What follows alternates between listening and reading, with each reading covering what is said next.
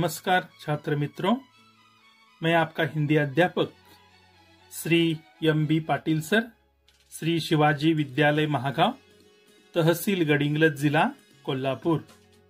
बच्चों, हम पिछले 2 वीडियो में बहारे हमदर्द घनश्याम अग्रवाल जी के इस पाठ का अध्ययन कर रहे थे। आपको मैंने पिछले 2 वीडियो तक यहाँ तक पाठ पढ़ाया है कि अपनी टांग का टूटना घनश्याम अग्रवाल जी को एक घटना लग रही है और सार्वजनिक अस्पताल में उनको भर्ती करवा देना ये उनको दुर्घटना लग रही है। लेखक आगे लिख रहे हैं कि टांग से ज्यादा फिक्र, मुझे अपनी टांग से ज्यादा फिक्र उन लोगों की हुई जो मुझे हमदर्दी जताने के लिए मुझसे मिलने आएंगे। मैं भर्ती हुआ हूं अस्पताल में ये समझकर जब लोग मुझे हमदर्दी जताने के लिए, हमदर्दी यानी सहानुभूति जताने के लिए जब मुझसे मिलने आएंगे तो इस बात की फिक्र मतलब चिंता मुझे अधिक होने लगी। अपनी टांग का ज्यादा मतलब चिंता मुझे नहीं होने लगी, लेकिन लोग मुझे मिलने आएंगे हमदर्दी जताने के लिए और वे तरह तरह के सवाल पूछकर परेशान करेंगे, इसकी चिंता मुझे ज्यादा होने लगी। ये मिलने जुलने वाले कई बार इतने अधिक संख्या में आते हैं और कभी कभी इतना परेशान करते हैं कि मरीज का आराम हराम हो जाता है। देखो क्या लिखा है लेखक ने कि ये मिलने के लिए आने वाले, सहानुभूति दिखाने आने के लिए आने वाले लोग कई बार इतनी अधिक संख्या में आते हैं और कभी कभी इतना परेशान करते हैं, अलग अलग प्रश्न करके, अलग अलग बातें करके इतना परेशान करते हैं कि अस्पताल में मरीज का आराम हराम हो जाता है, मतलब आराम करना मुश्किल हो जाता है। जिसकी मरीज को खास जरूरत होती है, अस्पताल में मरीज के लिए डॉक्टर कहते कि आराम करो, आराम करने से तबीयत कुछ अच्छी होगी, तबीयत को लाभ होगा, लेकिन इन लोगों के कारण मरीज आराम नहीं कर पाता। उसकी जरूरत उसे होती है लेकिन वह मरीज आराम नहीं कर पाता। जनरल वार्ड का तो एक नियम है, जनरल वार्ड, वहां एक नियम होता है, जनरल वार्ड अंग्रेजी शब्द है, तो वहां एक नियम होता है कि आप मरीज को एक निश्चित समय पर आकर ही तकलीफ दे सकते हैं। देखो लेखक व्यंग्यकार है तो वे क्या लिख रहे, देखो जनरल वार्ड का एक नियम होता है जो आपको कृतियों के अंतर्गत पूछा जाता है, जनरल वार्ड का क्या नियम होता है। तो जनरल वार्ड का लेखक के विचार से एक नियम होता है कि आप वहां मरीज को एक निश्चित समय पर आकर ही तकलीफ दे सकते हैं, किंतु इसके विरुद्ध प्राइवेट वार्ड एक तो खुला नियंत्रण है। प्राइवेट वार्ड में ये बंधन नहीं होता। प्राइवेट वार्ड आपके लिए कब भी खुला होता है, मरीज को देखने के लिए जो लोग जाते हैं आते हैं उनके लिए कोई खास बंधन नहीं होता। वहां आप कहाँ भी कभी भी जा सकते हो और कभी भी आ सकते हो।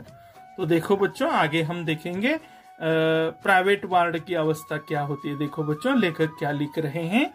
तो लेखक लिखते हैं कि प्राइवेट वार्ड में मरीज को मिलने के लिए जाना उसका कोई निश्चित समय नहीं होता।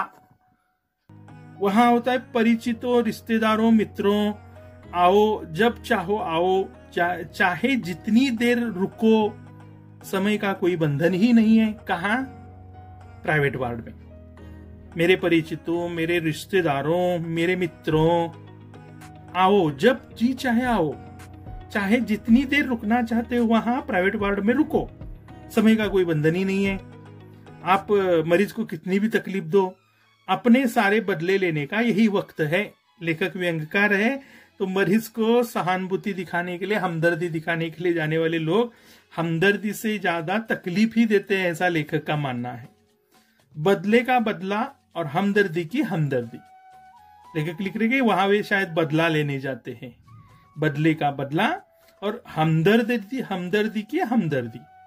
मिलने वालों का ख्याल आते ही मुझे लगा कि मेरी दूसरी टांग भी टूट गई है।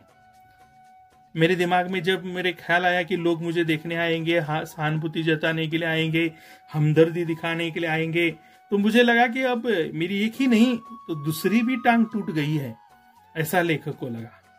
मुझसे मिलने के लिए सबसे पहले वे लोग अस्पताल में आए जिनकी टांग टूटी थी कभी, या कुछ और टूटने पर, और यानी और अंग टूटने पर मैं कभी उनसे मिलने गया था। वे लोग मुझे मिलने सबसे ज्यादा पहले आए जिनकी कभी पहले टांग टूटी थी या कुछ और अंग टूटा था और मैं कभी उनसे मिलने अस्पताल गया था। वे पहले मुझे देखने आए, मानो वे इस दिन का इंतजार ही कर रहे थे कि कब मेरी टांग टूटे और कब वे अपना एहसान चुकाएं। एहसान का बच्चों पर्यायवाची शब्द है उपकार। कब अपना उपकार चुकाएं, मतलब मैं देखने गया था ना उनको, तो वो उसका उपकार, उसका एहसान वे चुकाना चाहते थे। इनकी हमदर्दी में एक खास बात छिपी रहती है।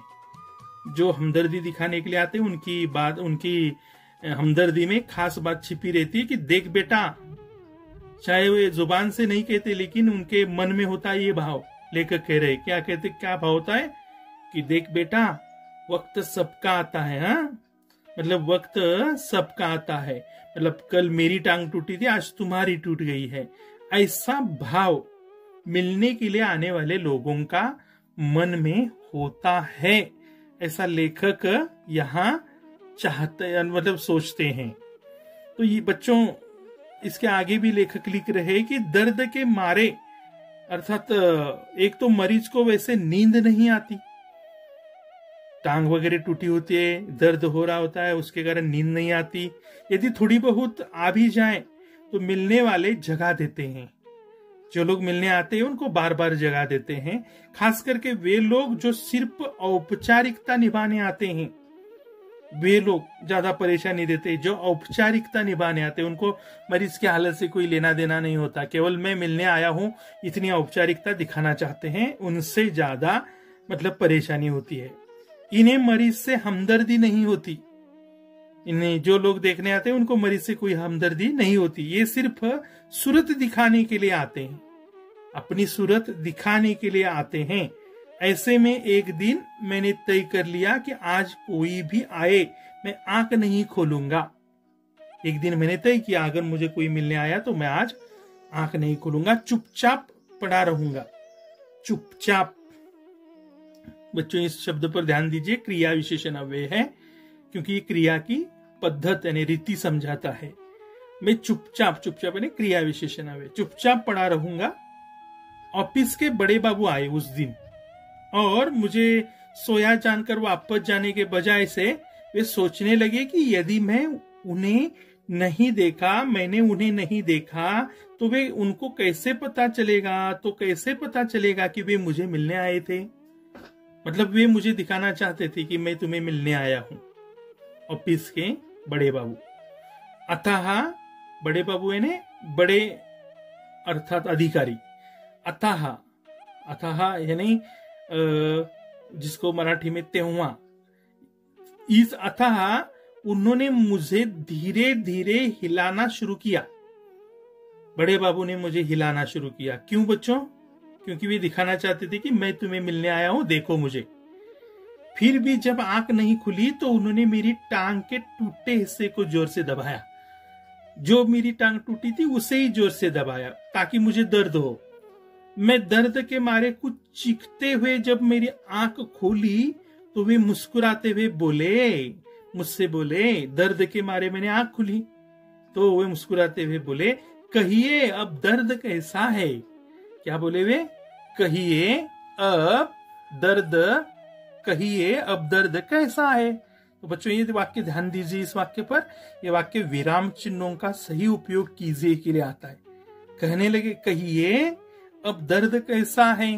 तो इस प्रकार जो लोग मिलने आते हैं तो मरीज को हमदर्दी दिखाने के अलावा केवल औपचारिकता दिखाना चाहते हैं और मरीज की हालत से उनको कोई लेना देना नहीं होता। इसीलिए तो बड़े बाबू ने टूटी हुई टांग ही दबाई।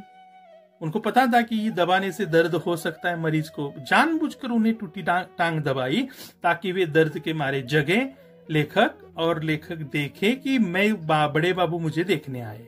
तो इस प्रकार केवल औपचारिकता निभाने के लिए लोग मरीज से मिलने अस्पतालों में आते हैं, बल्कि ऐसा होना नहीं चाहिए, ये लेखक यहाँ सूचित करना चाहते हैं। इसके आगामी जो पाठ है बच्चों हम आगामी वीडियो में देखेंगे। तब तक के लिए इस पाठ का अध्ययन दोबारा कीजिए, वीडियो फिर एक बार देखिए और पाठ का आशय समझने का प्रयास कीजिए। तब तक के लिए बच्चों आपका दिन शुभ हो, मंगलमय हो। धन्यवाद।